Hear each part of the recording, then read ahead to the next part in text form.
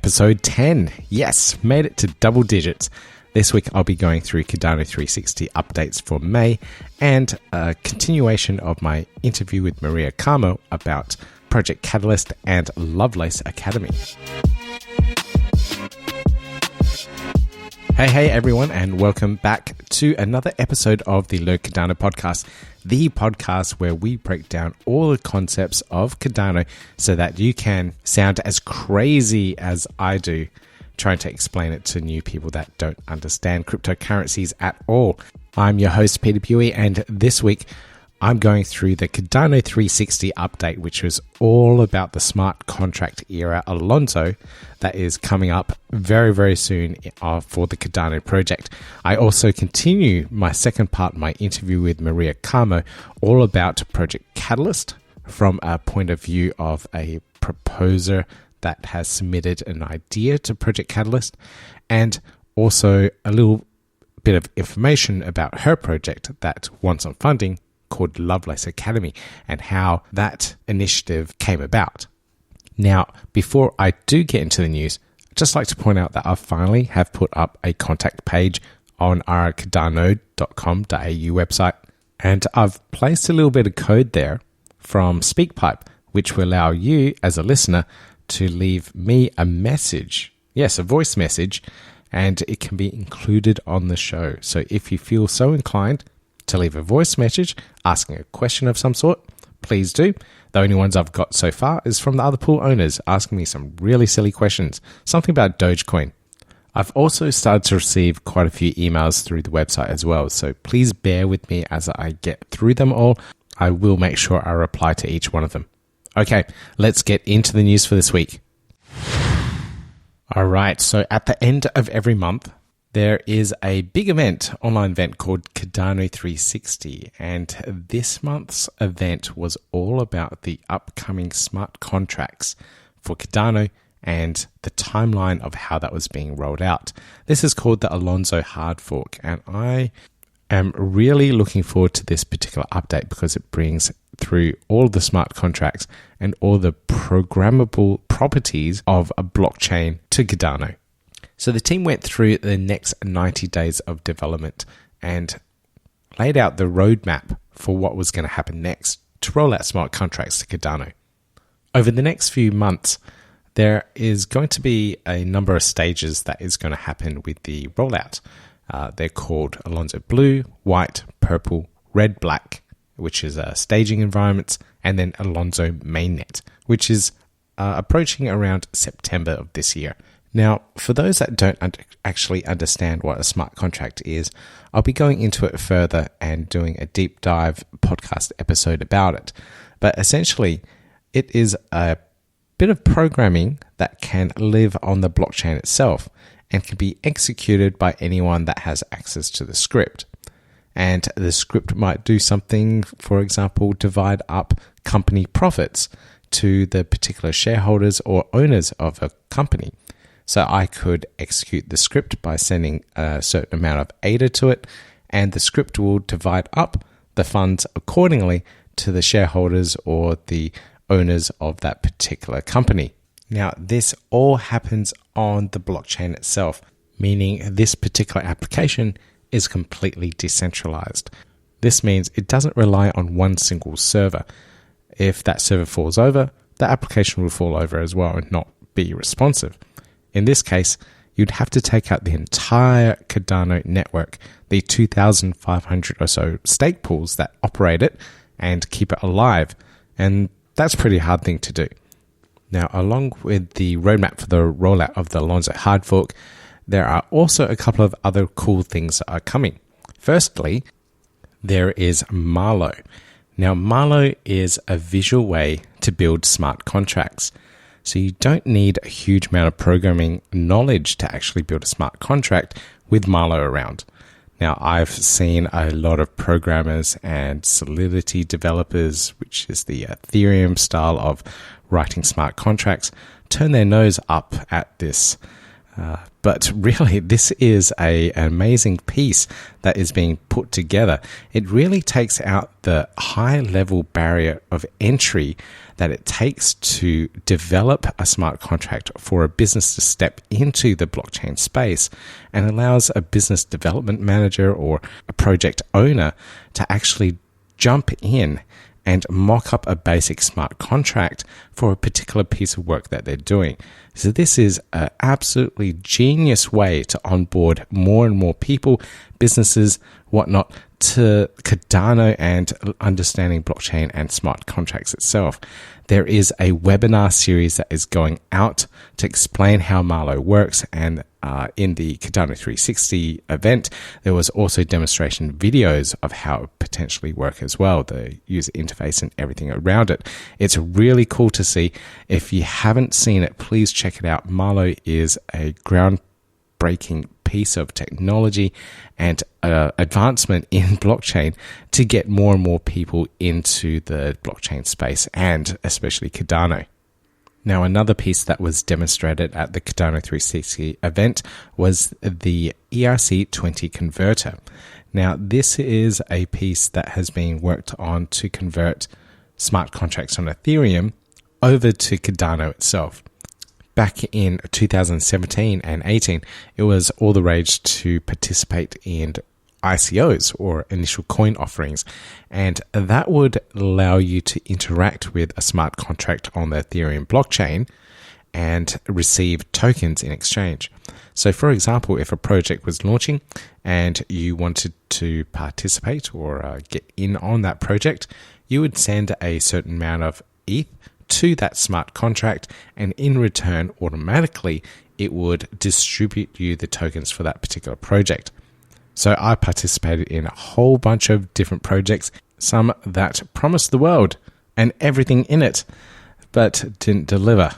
So now I'm holding on to a bunch of these useless and worthless tokens that were minted on the Ethereum blockchain, and I don't know what to do with them. Some of them have even been delisted off many of the exchanges because the projects have just folded up and disappeared off the internet. Hooray for me. At least now I'm heavily invested in Cardano. Hey, I even started a podcast. One of the biggest projects that will be taking advantage of this ERC20 converter is the Singularity Net project. This is the AI project of the blockchain world, and they'll be converting all of their Aggie tokens over to Cardano and calling them Aggie X. Now you can watch the Cardano 360 mini video, or even the more detailed, complete Cardano 361 to see more details about it. I would highly encourage you to do so. The next thing that came out from the Cardano 360 event was the scaling part of the entire Cardano project called Hydra. Now, it's still in its initial stages of development, so it's still got a little while to go. And there are 3 parts of the protocol that need to be developed and released to the network. Now, once it is released and is on the Cardano blockchain, we could possibly see up to 2 million transactions being processed per second on the Cardano blockchain. Now, that's a mind-boggling number. And to put it into perspective, Visa, one of the biggest payment processors in the world, is currently only doing 2,000 transactions per second. So this really is a global solution for transactions on any platform. Now, the last thing that was mentioned was the summit, the Kadano Summit that is coming up in September. So I guess that's coinciding with the Alonzo Hard Fork. So I guess it's a little bit of a celebration. Now, this will be made up of in-person and virtual events all around the world. And I think it'll be pretty cool to actually hold a in-person physical event here in Australia. I've been an organizer of many conferences and events all around Australia, so it'd be quite interesting if we can put something together for this Kadano Summit later in the year.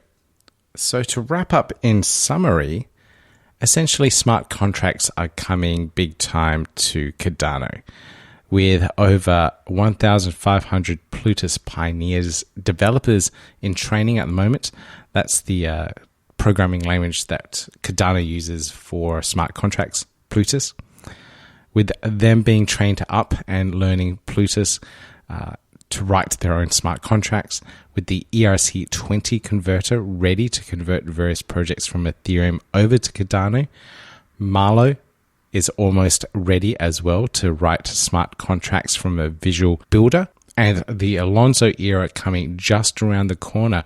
We are going to see smart contracts coming to Kadano in the biggest way possible. Kadano already has proof of stake implemented, a brilliant way for operators of the network to be rewarded, as well as delegators and people holding ADA to be rewarded to validate the blockchain.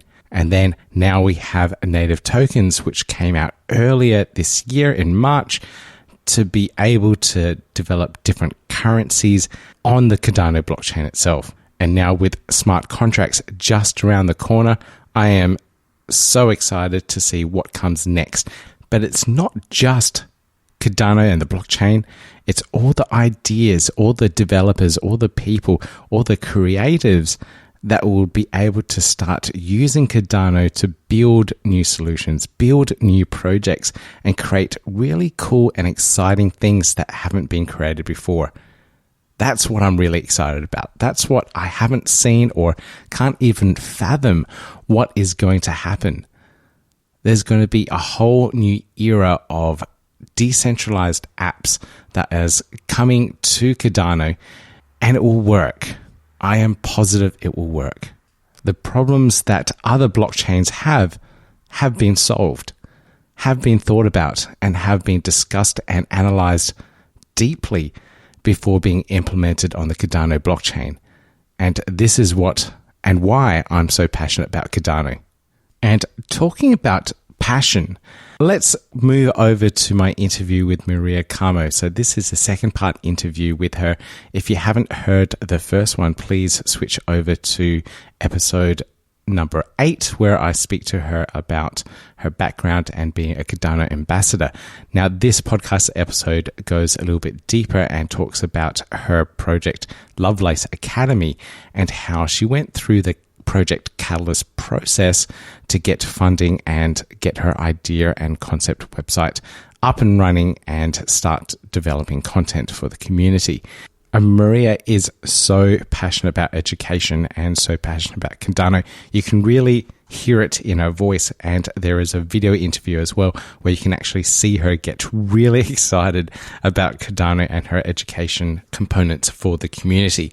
So if you have a chance, please check out our YouTube channel where you can actually see the full video interview of her as well. All right, let's get into this interview with Maria Carmo. Let's go to the innovation lab of Kadano, Project Catalyst. Can you explain everything that you have learned about Project Catalyst? Because I know that you're quite an expert after hearing you in episode, I think 100 or something. I can't remember exactly, from the Kadano Effect, where you were on there pitching your Catalyst proposal idea and talking about Lovelace Academy. Can you talk about Project Catalyst and everything that you did with Lovelace Academy so far? Sure, I can. Lovelace Academy starts from me and Suita, a proposal in Fund 1 to be Women's Effect. We would like to do a podcast from girls to the entire community, just to kind of break the ice, and because the majority of people here are guys talking about crypto, so we'd like to do something different. But then there is no funds. It was just an experiment to start building up the system. Catalyst is the governance system for its goal to be in the government system for Cardano. So there was no money in the Fund 1. We are just preparing wallets, voting systems, apps. And then there will be Fund 2, where was $50,000. So I put through a proposal for a channel as well, but in this time I'm going to be teaching malware and Plutus to people that would like to learn Cardano language. So we're going to deliver 25 episodes for language and 25 episodes about the news in general about Cardano. Is what we are doing there in Lovelace Academy. We start Few weeks ago, we started from nothing. We have 400 and some subscribers, and we are keeping up producing things to put in the channel. But there is the thing, not everything is in the main net, and not everything you can just do the way that everything is working now. So we're waiting sometimes for bits of the information or bits of the technology to be ready so we can do an up-to-date episode. This was my story with Lovelace Academy. Yeah, there's a lot of bits of the puzzle, I guess, that we have to wait for to actually produce content for Plutus programming. If it's not in the mainnet, then we can't do smart contract work at the moment. Let's go back to the Project Catalyst side of things. Can you explain to people how that process works in terms of submitting a proposal? There's various stages, and every funding round, there's a mission or a particular goal set in Project Catalyst. What were the goals set back when you were submitting your proposal, and what did you have to do to submit your idea and get it refined for acceptance? In the Fund 1, there wasn't specifically challenge. You could put through a proposal because there was no funds. We are just trying out the system for voting, the wallets, the apps. There was nothing. Wasn't a challenge to be answered. We could put through anything. But in Fund 2, it's changed because there was like 2005 more. How to say 250,000? Okay, sorry. In Fund 2 was $250,000 to be giving away to projects, and then they put a challenge bringing programmers, entrepreneurs to Cardano. And then I put this proposal that was to bring developers. We're going to teach the beginnings of the programming language, and then people can pick up from there and start their own business or their own company. It's what's changed. There is something that is very hard to understand about Catalyst. People come to their projects, to Catalyst, and they want to put their project into Catalyst without reading the challenge. It's not the way it works. You came to Catalyst, you learn the challenge, what is the challenge, and then you think about the idea to solve that challenge. This should be the process of going. But what's happened? We are so attached to ourselves and so attached to things we love so much that are our projects that sometimes people miss the point, and sometimes people place the proposal there and never show up again because they cannot understand how the system works. But it's actually like this. In the first week, you can come in, learn about the challenges, and then think through a proposal. Because I did a twist from Fund 1 to Fund 2, I did a twist on my proposal to fit the challenge. And this is what will help people. First, find out the challenge and then make a proposal. Okay. I find that interesting because the challenges are put up and people submit their proposals and ideas. But when the voting process happens, people can vote for any particular project that or idea that has been submitted into Project Catalyst. So if a popular idea gets voted on but doesn't meet the criteria of the challenge still, would that project still win? Or does someone have to step in and moderate that and say, oh, actually, it's a really good and popular idea, but it doesn't meet the challenge's goal? Yeah, there we have the CAS. We say CAS, that is the community advisor. And in the middle of the process, because Catalyst made them phase, first you see if people could like your idea in the first week. In the second and third week, you submit the proposals making phase. And one of this phase will be the assessments from the community advisor. And that community advisor will read your proposal, look to the challenge, and give you a rate according how close or how far you are or your proposal are to answer that challenge. Then you're going to be rated from 1 to 5 stars. So the community can also see that rating and take this rating as their advantage, see if this project will contribute with the community or not. I see. Is it clear? If it's Yes. confused, just ask. I will explain it in another way, because it's very important to me that people understand what is Cardano, understand what is Catalyst, because it's amazing opportunity to people show up all around the world, as I did and as you could do, and get the project running, up and running with these funds that will support their idea. Yeah, there's. I think each challenge is a different varying amount, but the challenge that I submitted a proposal for was $200,000 in regards to funding that dApps and integrations. So I found it very interesting, and the fact that there is a Catalyst advisor that sits in between to rate and rate and review all those proposals really helps, because when you read through some of these proposals, if you're not very technically minded, you wouldn't understand what the project's trying to achieve.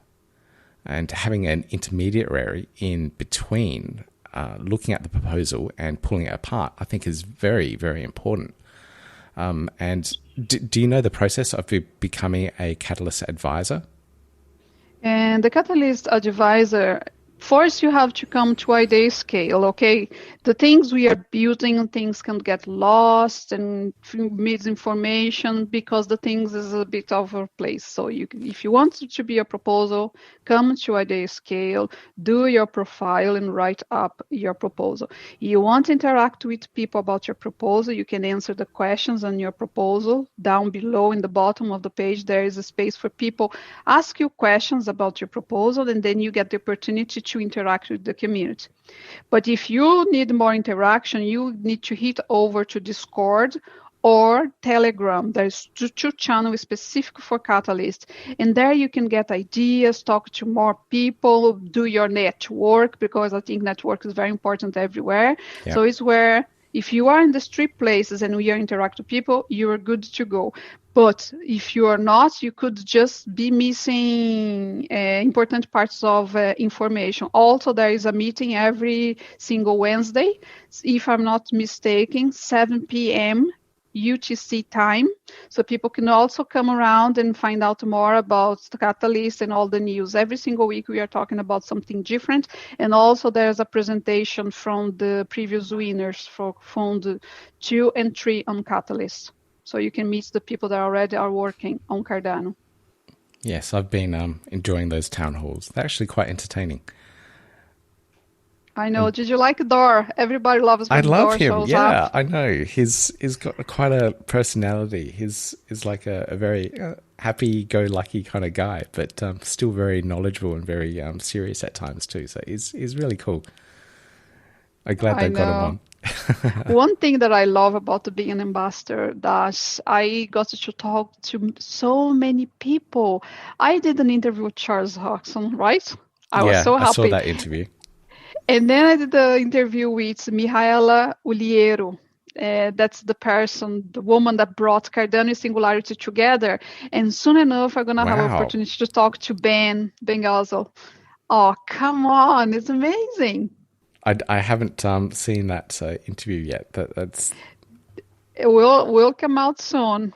This is like it's a dream. It's like a dream. I do not get rich from it, but the contacts I get talking to people, like talking to you, you came over to me and we start this friendship and connection, and now we're here in the podcast. So I love all this connection around the world.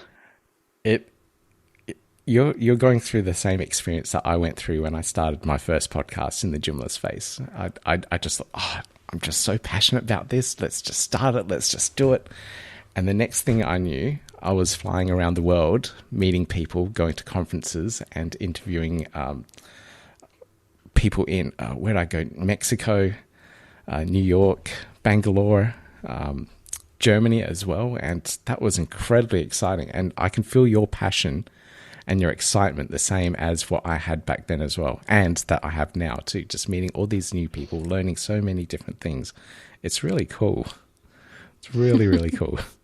I just discovered another day, I was talking to Mihaela Oriero, and she said to me, Maria, you missed the time Bitcoin was given for free on the meet, MIT in America. I said, what?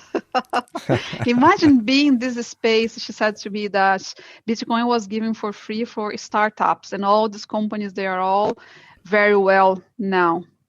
Yeah, I can imagine. I remember I was listening to another podcast where it was a game that people played. I think it was League of Legends they mentioned. And, for every position that you got, first prize was $500, second prize $200. But the consolation prize just for rocking up was, I think it was 200 Bitcoin. Wow.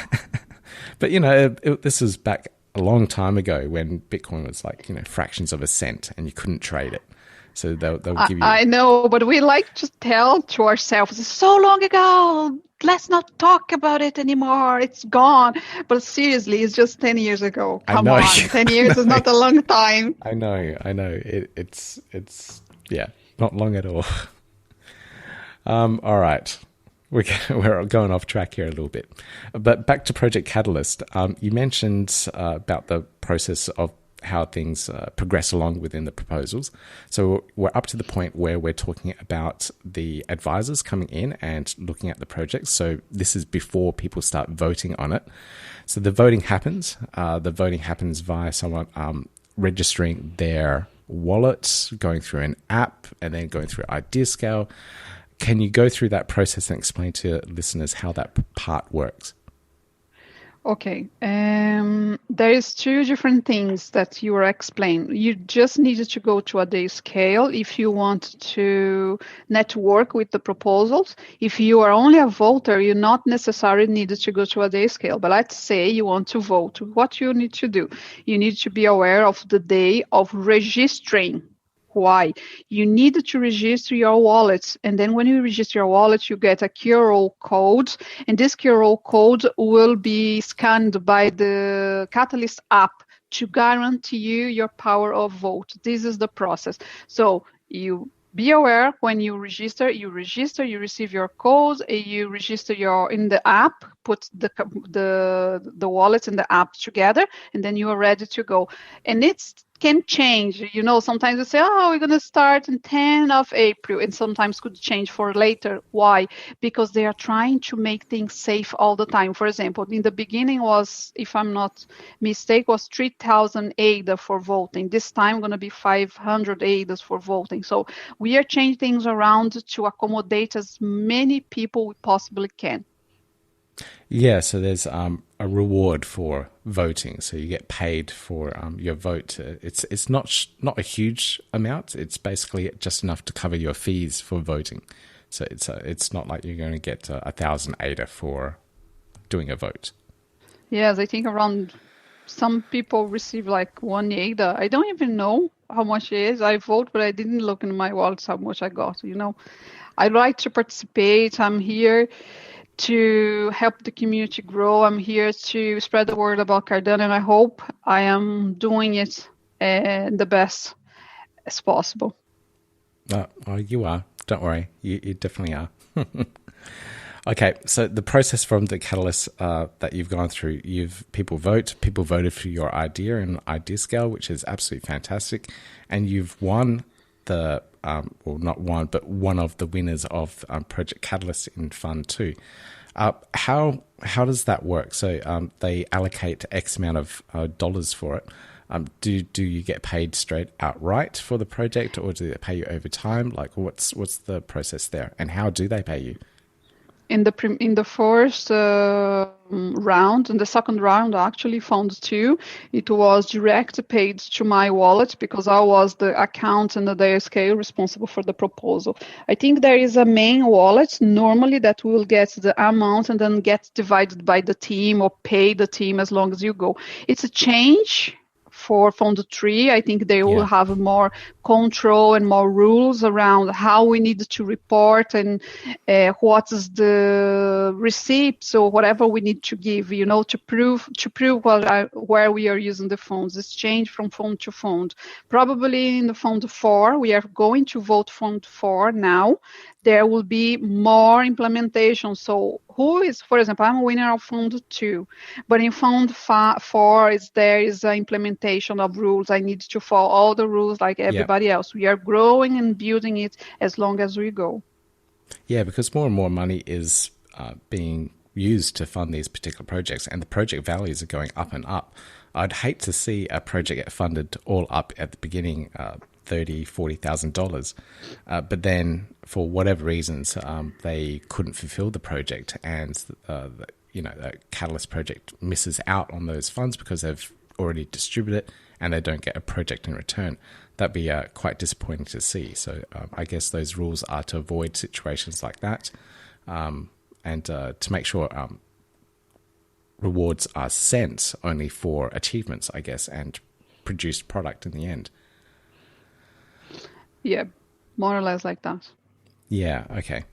So it'd be really interesting to see when the next round of voting comes out and what projects come out of that one. And we should see it soon, I hope, for voting for round 4. Is that correct? Yep. Yes, that's correct. Okay. Wow. All right.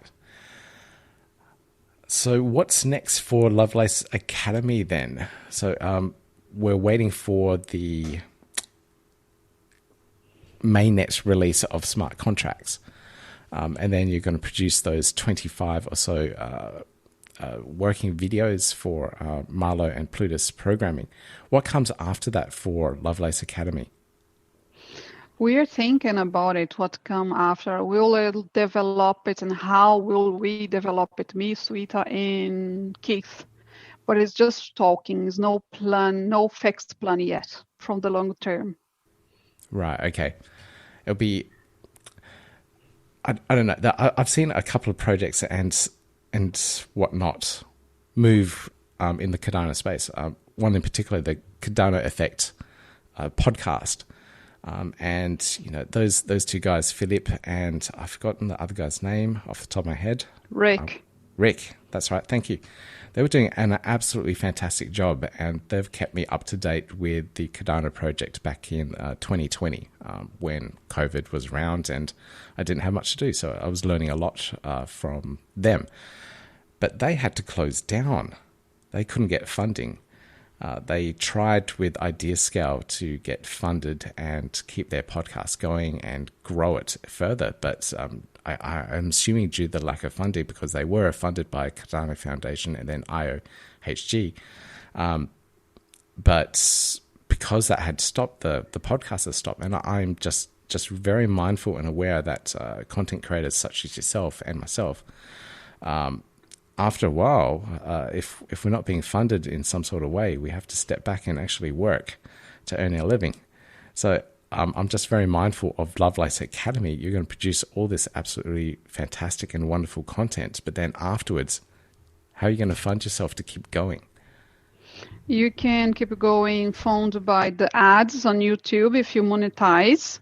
I could get partners. I have loads of people around the world who want to sponsor, and I have to be very careful who are going to be my partners from now on, because education is no ending. Is no ending subject. That's why I choose education. And Lovelace Academy is about education. So all is going to be something to teach you. All is going to be something around. When smart contracts actually come around, we're going to have way more companies in the Cardano space, way more people that will be willing to pay for our content, It's loads of opportunity to come. I don't know if you see Charles' video where he talked about the lake, the pond, and the ocean. And I'm here for the ocean. I hope you are too. Okay. Yes, I am definitely here for the ocean. I just have to learn how to swim. But so I can see that there's potential monetization for you in your YouTube channel and paid course content later on. So that's definitely a way to monetize it. Some people see when you start to monetize content such as this, detracting or diminishing the value of it as well. But I hope people don't. It'd be sad to see. In other things as well, you also run a stake pool. I do. Correct?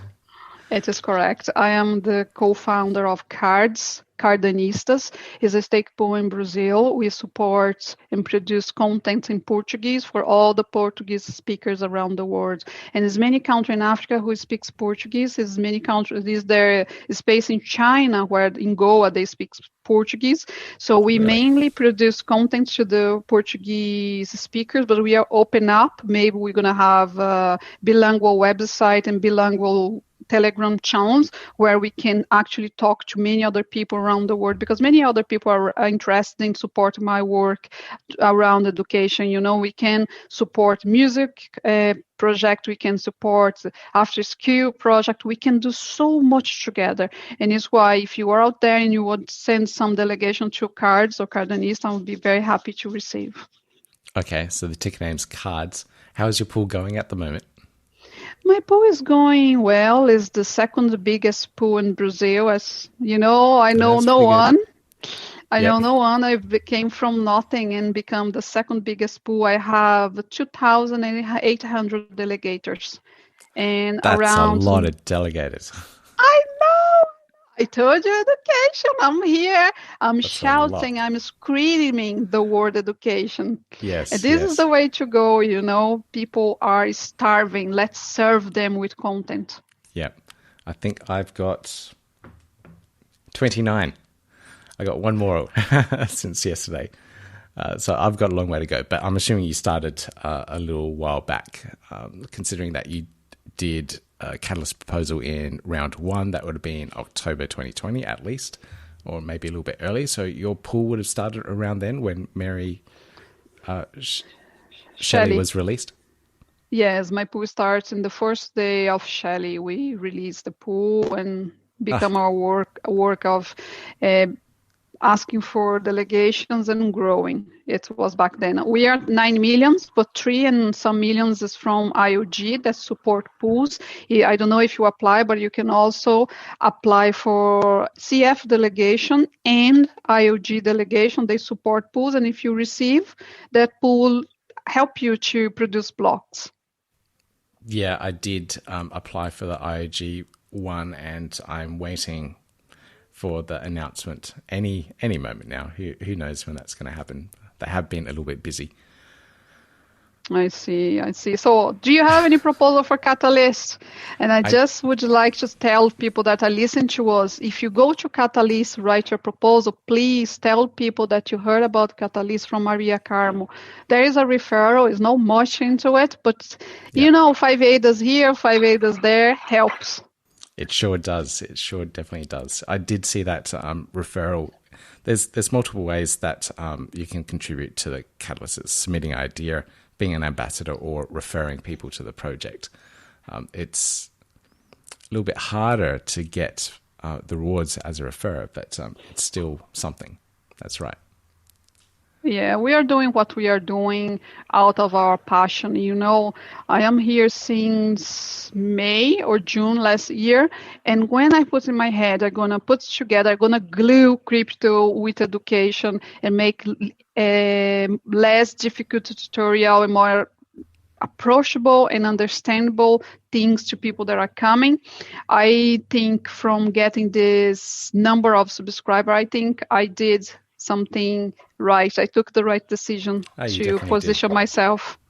You definitely did. And you're interviewing some very cool and amazing people, which is very exciting.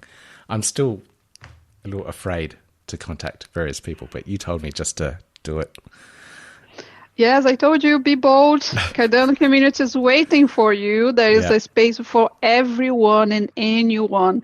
And you have an amazing voice. You're doing your work. So just try. People are very easy to approach these days. We are doing something new, something, you know, we are just starting. I started last year, but it's still very beginning days for Cardano, you know? Yep. We've got a long way to go. And it's talking about milestones and whatnot. The Africa special came out just recently. So at the time of recording this, just yesterday, really. What were your highlights in regards to that release and those news updates? What did you take out of that that was absolutely amazing and you just can't sleep now because you're so excited? I love the empowerment of people, giving them ideas, giving them their right of have original or, how to say, genuine documents for education. I love the fact they are putting that tools for internet access. I love the transformation. You can see it, like was a very short video and you can see they're actually doing stuff. I always say, who do something is way better than do nothing, just complain. That's one way to say it. So I love it. I love the artist as well, the art of the woman, the decided woman, and the art of the special. Like everything was so very thoughtful how to do it. I love the special. I watch everything. Did you watch everything? Yeah, I did. It was playing at 2:30 in the morning, so I was more so listening to it in bed rather than watching it. But yeah, that's one way I had to do it. Well, thank you so much for joining me on the podcast, Maria. How can people contact you? People can contact me in my social medias. It's all Maria Carmo 369, YouTube, Instagram, and tweets. And thank you very much for having me. And anytime you need, I'll be here for you. Okay. Thank you very much. Right, how was that? I hope everyone got something out of that interview with Maria Carmo. Now, like she said, if you do want to submit a Catalyst proposal, the next one, I'm not sure when Fund 6 is being released. We're still looking at voting for Fund 4, and then the proposals for Fund 5 are still being analysed at the moment. So it might be a few more months off.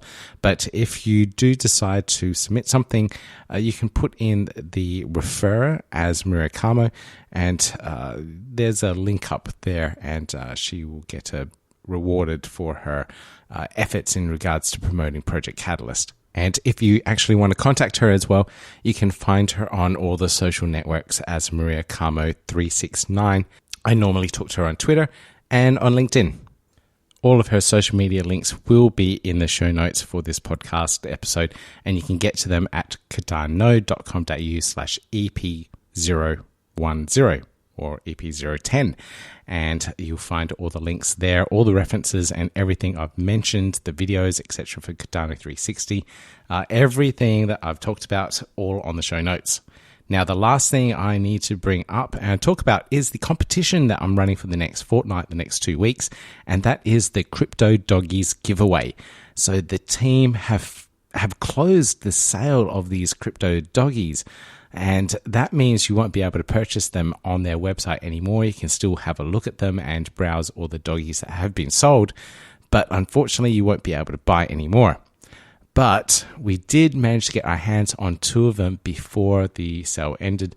They were gifted to us by Josh and Jake. Now, if you haven't watched the interview with them, it's on our YouTube channel and you can watch it, and they explain the whole process of how they came about creating the Crypto Doggies project, doing the artwork for it, and also their donation and charity efforts for dog shelters and dogs all around the world. So please check out that video and support the project. It is a really cool cause, and I am a dog lover myself, so it's something that I'm kind of passionate and like as well. Now, to access our competition, there is a pinned tweet on my Twitter account, Kadano AU. Yeah, Kadano AU.